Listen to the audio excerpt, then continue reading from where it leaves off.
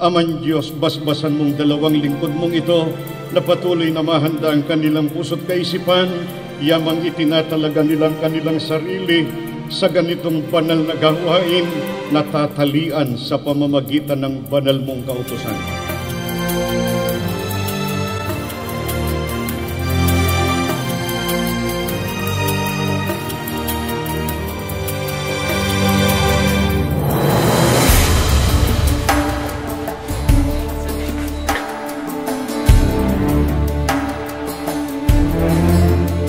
Hindi na ako makatulog eh.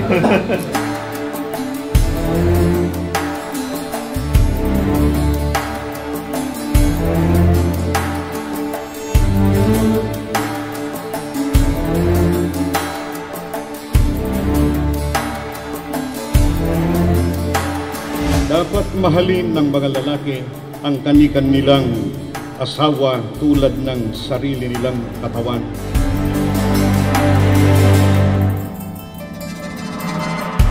Kapatid na Blas MacGyver Sandoval, taimtim ka bang sumasangayon sa harapan ng Diyos at nang narinitong mga saksi na kunin mo si kapatid na Joyce Pauline Lazaro na iyong maging tunay na asawa?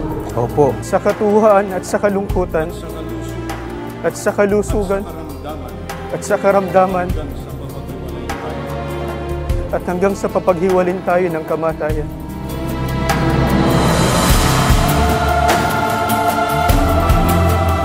Akong si Joyce Pauline L. Lazaro. Tinatanggap kita, Blas MacGyver Sandoval. Na maging tunay na asawa. Na sa iyo ako'y magiging mapagmahal at magiging matapat na asawa sa kasaganaan at sa kahirapan.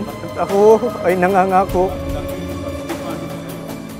at nakikipagtipan sa iyo Na ako sa iyo magiging mapagmahal hanggang sa pagpahiwalayin tayo ng kamatayan.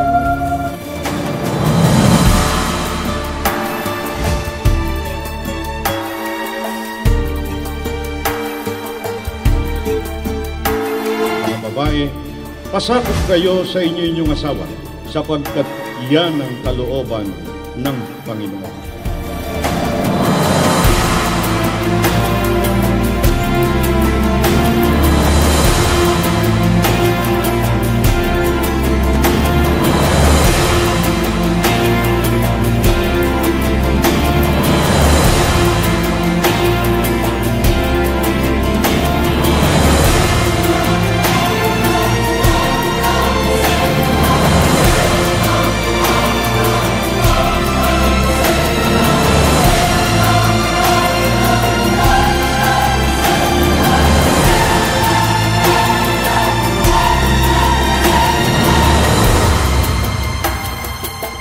Yayamang tinupad ninyo ang matapat na pagkakasundo.